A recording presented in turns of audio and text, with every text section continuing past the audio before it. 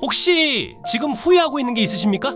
자식한테 좀 더 잘해줄걸? 건강관리 좀 할걸? 그만하지 말걸? 그런데 이상하게도 그 후회들은 젊을 때는 보이지 않았습니다.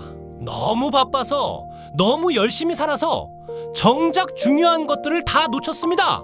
70을 넘기고 나서야 보이기 시작했습니다. 남의 눈치를 보느라 허비한 세월이 얼마인지, 몸이 망가지도록 일한 게 결국 누구를 위해서였는지, 가족한테 상처 준 말 한마디가 평생 어떤 흉터를 남겼는지 오늘은 그 이야기를 솔직하게 해드리려 합니다. 6가지입니다. 그리고 마지막 6번째만큼은 끝까지 꼭 들어주십시오. 많은 분들이 놓치고 있는 인생에서 가장 단순하고 가장 중요한 진실이 거기에 있습니다. 평생 남의 눈치를 보며 살았습니다. 직장에서 실수했을 때 가장 먼저 든 생각은 반성이 아니었습니다. 창피하다.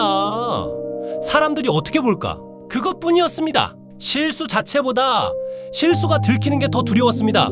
그래서 포장했습니다. 무리했습니다. 못하는 것도 되는 척했습니다. 지금 생각하면 정말 어리석었습니다. 그토록 두려워했던 남의 시선은 지금 어디에 있을까요? 그때 제가 그렇게 신경 쓰던 사람들은 각자 자기 삶에 바빠서 제 실수 같은 건 이미 오래전에 잊어버렸습니다.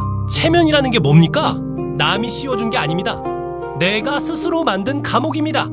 스스로 들어가서 스스로 평생 갇혀 산 겁니다.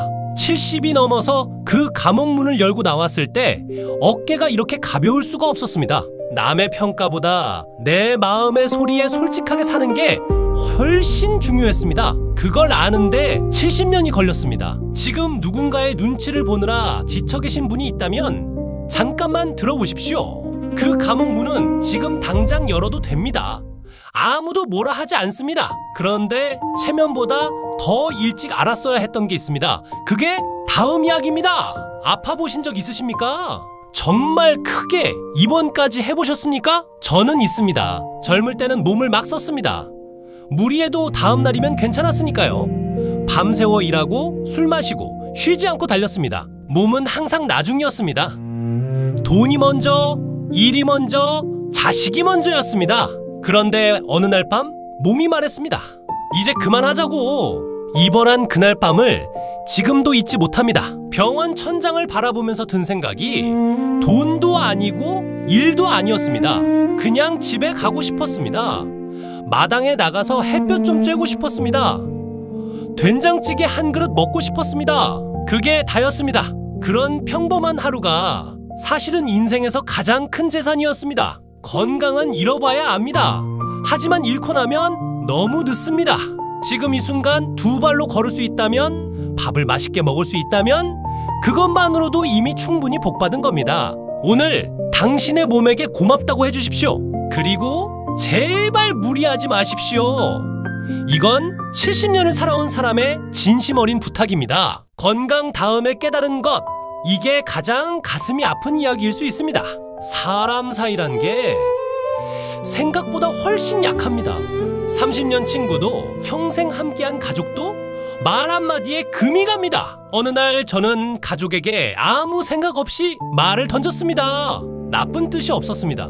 오히려 솔직하게 말하는 게 낫다고 생각했습니다. 그런데 그 말이 상대방한테는 평생 지워지지 않는 상처가 됐습니다. 뒤늦게 알았습니다. 사과하려 했을 때 그 사람은 이미 마음의 문을 닫아버린 뒤였습니다. 한 번 멀어진 거리는 좀처럼 좁혀지지 않습니다. 자식한테도 그렇습니다. 며느리한테도 그렇습니다. 그건 나쁜 뜻이 아니었는데 라고 생각하지만 상처는 뜻과 상관없이 남습니다. 관계를 무너뜨리는 건 큰 배신이 아닙니다. 매일의 작은 말 한마디, 무심한 태도, 돌려주지 않은 연락, 그런 것들이 쌓여서 어느 날 끊어집니다. 그러니 지금 소중한 사람에게 하고 싶은 말이 있다면 미루지 마십시오. 고맙다는 말할 수 있을 때 해야 합니다. 미안하다는 깨달았을 때 바로 해야 합니다. 나중에 하면 되지? 라고 미뤘던 말이 영영 닿지 못하게 되는 날이 옵니다. 70을 넘어보면 압니다. 그게 얼마나 가슴 아픈 일인지. 이제 많은 분들이 가장 후회한다는 이야기입니다. 그 시절로 돌아갈 수 있다면 하고 생각하는 청춘에 대한 이야기입니다. 지금 당신은 자신의 나이를 이제라고 느끼십니까? 아직이라고 느끼십니까? 젊었을 때는 시간이 무한한 줄 알았습니다. 오늘 못하면 내일, 올해 안 되면 내년, 늘 기회가 있다고 생각했습니다. 그런데 돌아보면 그 시절이 얼마나 눈부셨는지 모릅니다. 서툴고 실수투성이고 하루하루가 힘들었지만 그래도 뭔가를 향해 온 힘으로 달리고 있었습니다. 꿈이 있었고 열정이 있었습니다. 그게 지금은 없습니다. 하지만 분명히 있었다는 건 사실입니다. 청춘이란 그 안에 있을 때는 모릅니다. 지나가고 나서야 얼마나 짧았는지 얼마나 소중했는지가 보입니다. 그런데 여기서 중요한 말씀을 드려야겠습니다. 지금 몇 살이든 오늘 이 순간도 나중에 그때가 좋았지 라고 생각하는 날이 반드시 옵니다. 50대에는 50대만의 청춘이 있습니다. 60대에는 60대만이 누릴 수 있는 풍요로움이 있습니다. 70이 넘어서도 오늘이라는 날은 두 번 다시 오지 않습니다. 그러니 오늘을 어제보다 조금만 더 소중하게 사십시오. 청춘 이야기를 하다 보면 자연스럽게 마주하게 되는 게 있습니다. 70이 넘으면 조용히 느끼게 되는 것. 조금 무거운 이야기지만 끝까지 들어주십시오. 이 다음에 오늘 가장 중요한 이야기를 드립니다. 70을 넘으면 죽음이 먼 이야기가 아니게 됩니다. 같은 또래 친구가 같습니다. 형제를 먼저 보냈습니다. 그럴 때마다 인생의 끝이 정말로 거기 있다는 걸 몸으로 느낍니다. 젊을 때는 죽음을 생각하는 게 두려웠습니다. 그래서 생각하지 않으려 했습니다.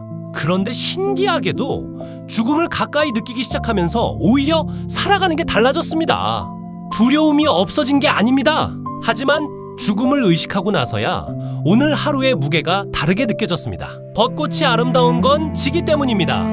노을이 가슴을 치는 건 금방 사라지기 때문입니다. 인생도 마찬가지입니다. 언젠가 끝난다는 걸 알기에 오늘 만나는 사람이, 오늘 먹는 밥이, 오늘 느끼는 감정이 모두 소중해집니다. 죽음을 두려워하는 것보다 죽음을 알기 때문에 오늘을 더 깊이 살 수 있게 됩니다.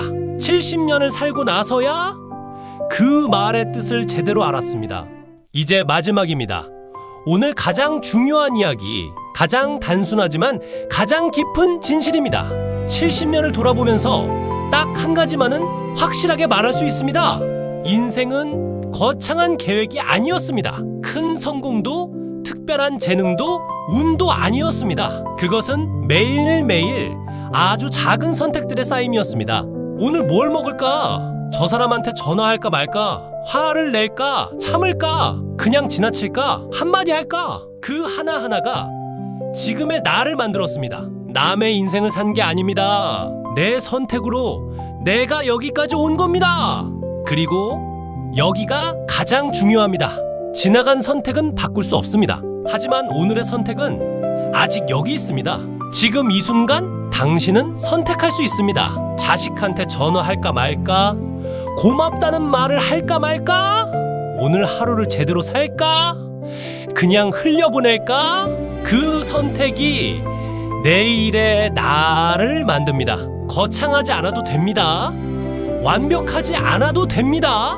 오늘 하루 딱 하나만이라도 좋은 선택을 해보십시오. 그것만으로도 인생의 빛깔이 조금씩 달라집니다. 오늘 6가지 이야기를 드렸습니다.